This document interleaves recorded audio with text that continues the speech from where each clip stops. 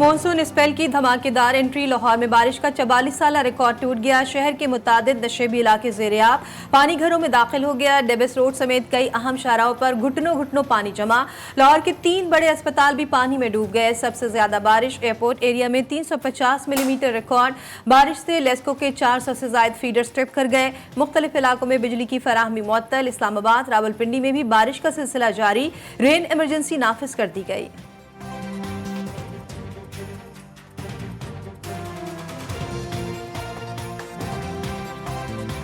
कराची में बादल खुलकर बरस पड़े। गुलशन इकबाल, सदर, एम ए जिन्ना रोड, गुरु मंदिर समेत मुख्तलिफ इलाकों में कहीं हल्की और कहीं तेज बारिश से जलथल एक हो गया। नशीबी इलाके डूब गए। शाहराएं तालाब का मंजर पेश करने लगी। ट्रैफिक की रवानी भी मुतासिर।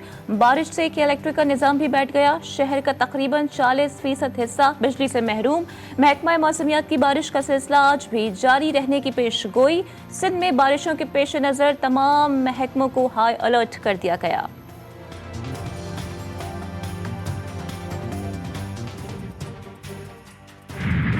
मुल्क भर में मानसून बारिशें जारी। शकरगढ़, शेखुपुरा, झंग, 18 हजारी, पीर महल, कमालिया, कसूर, ननकाना साहब, वजीराबाद, खारियां, गुजरात, मंडी बहाउद्दीन, डंगा में बादल खुलकर बरसे। लाड़काना, सखर, नशर फरोज में हल्की बूंदाबांदी से मौसम खुशगवार हो गया। शेखुपुरा में बारिश के बाइस मकान की छत गिर गई। हादसे में 3 अफराद जख्मी हो गए। आज से 6 अगस्त तक मुल्क के बेशतर इलाकों में गरज चमक के साथ बारिश का इम्कान। तूफानी बारिशों से मरी, गलियात, मानसहरा, कोहिस्तान, चित्राल, दीर और शांगला में तुगयानी का खदशा। नेशनल डिजास्टर मैनेजमेंट अथॉरिटी ने अलर्ट जारी कर दिया।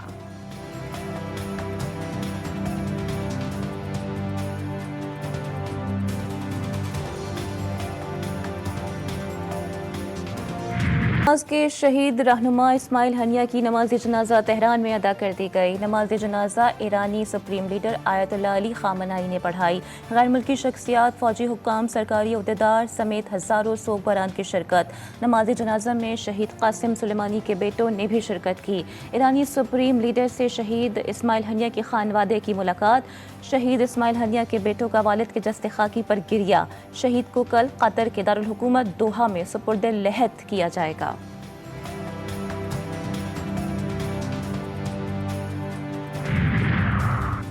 शहीद इस्माइल हानिया की बेटी खौला ने कहा कि मेरा पहला पैगाम उन लानती सहयूनियों के लिए है जो ये सोचते हैं कि वो मेरे वालिद के कत्ल से राहत और सुकून हासिल करेंगे।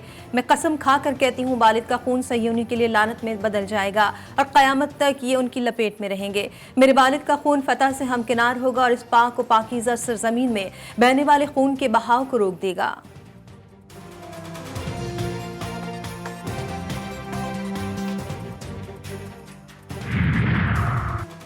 इस्माइल हनिया को तेहरान में निशाना क्यों बनाया गया? इसराइली मीडिया हमले की वजूहात सामने ले आया।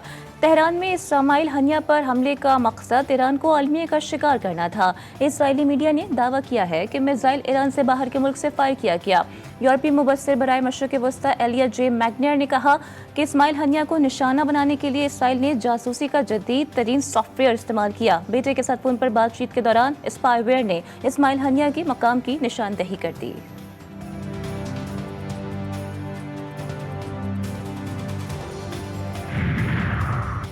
सयूनी फौज का हमास के अस्करी शाख के सरबराह मोहम्मद ज़ईफ को शहीद करने का दावा। 13 जुलाई को खान यूनिस में ऑपरेशन के दौरान मोहम्मद ज़ईफ को निशाना बनाया गया। हमास ने इसराइली दावे को मुस्तरद कर दिया।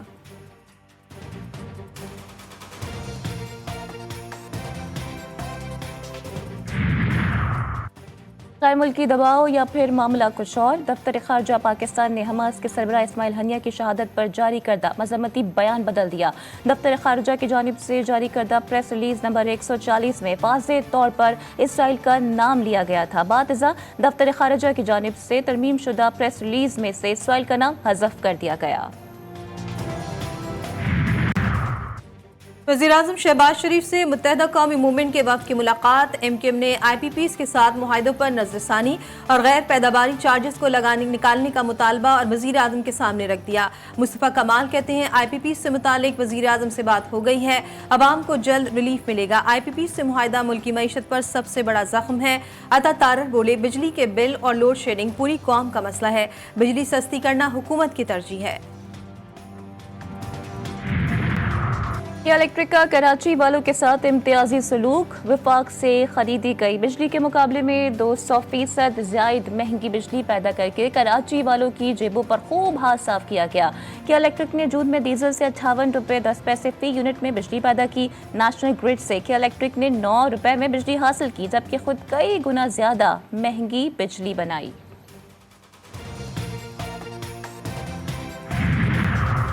मायूसी फैलाने वाले सुन ले, पाकिस्तान को कुछ नहीं होगा। नायब वज़ीर-ए-आज़म इसहाक डार का इस्लामाबाद में तकरीब से खिताब। बोले, पाकिस्तान तरक्की की राह पर गामजन हो गया। तरक्की के सफर में तमाम रुकावटों को दूर करना होगा। तरक्की के लिए एक्सपोर्ट को बढ़ाना चैलेंज है। मुआशी इस्तेहकाम के लिए इस्लाहात वक्त का तकाजा है। एक बार फिर से गैर मुल्की सरमायाकारी मुल्क में आ रही है।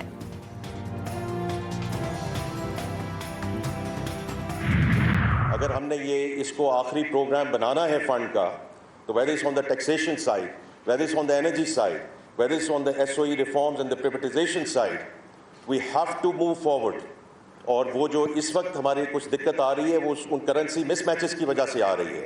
तो अगर हमने बाहर से बोरो करना है, those have to be for the projects which in turn actually produce foreign currency for the country. IMF से छुटकारे के लिए इस्लाहात नागुज़ीर, निजी शुबे को आगे आना होगा। माशी इस्लाहात से ही मुल्क तरक्की करेगा। वफाकी वज़ीर ख़जाना मोहम्मद औरंगज़ेब का इस्लामाबाद में तकरीब से खिताब। बोले, वज़ीर आज़म शहबाज शरीफ की क़यादत में मुल्क माशी इस्तेहकाम की जानिब गामजन है। नुकसान में चलने वाली हुकूमती मिल्कियती इदारों की निजकारी करना होगी।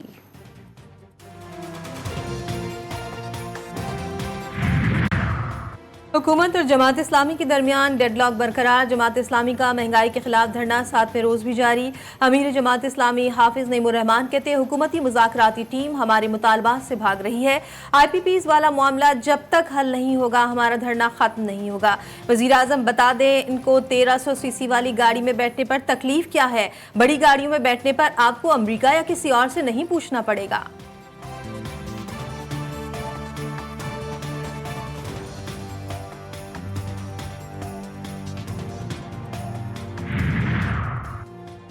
फौज और PTI में बातचीत से हुकूमत को कोई परेशानी नहीं। तहरीक इंसाफ माफ़ी मांगे तो कौमी धारे में शामिल हो सकती है। वफाकी वज़ीर एहसन इकबाल का वॉइस ऑफ अमेरिका को इंटरव्यू। कहा, PTI रियासत के मफादात पर बराह रास्त हमलावर है।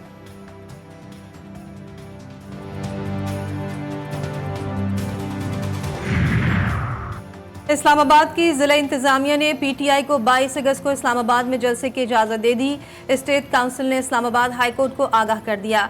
जस्टिस हसन औरंगजेब ने रिमार्क्स दिए, किस चीज़ की तौहीन अदालत? तौहीन अदालत तो बनती ही नहीं है। सिक्योरिटी के मामले पर इंतजामिया के काम में मुदाखलत करना अदालतों का काम नहीं।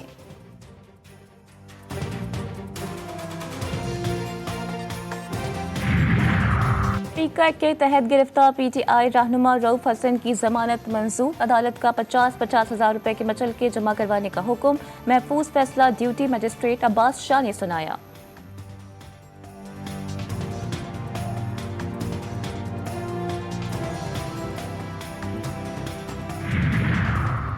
नैब तरमीमी ऑर्डिनेंस 2024 के खिलाफ दरख्वास्त। इस्लामाबाद हाई कोर्ट ने अटॉर्नी जनरल समेत दीगर फरीकैन को नोटिस जारी कर दिए। अदालत की सदारती ऑर्डिनेंस से मुतालिक सुप्रीम कोर्ट और इस्लामाबाद हाई कोर्ट के फैसले देखने की हिदायत। समाअत 6 अगस्त तक मुलतवी।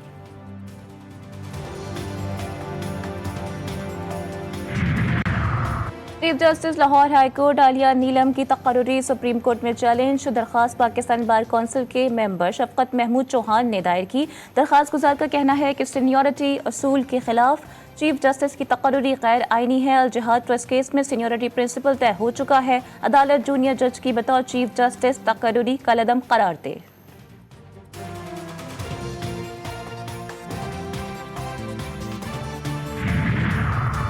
विद होल्डिंग टैक्स के खिलाफ होलसेलर्स का एहतजाज। मुल्क भर की अनाज मंडियां आज दूसरे रोज भी बंद। Chairman Karachi grocers and wholesalers का कहना है कि FBR के विद होल्डिंग एजेंट नहीं बन सकते। 3 दिन की हड़ताल से मसला हल नहीं हुआ तो 16 अगस्त को अगला लाहेअमल देंगे।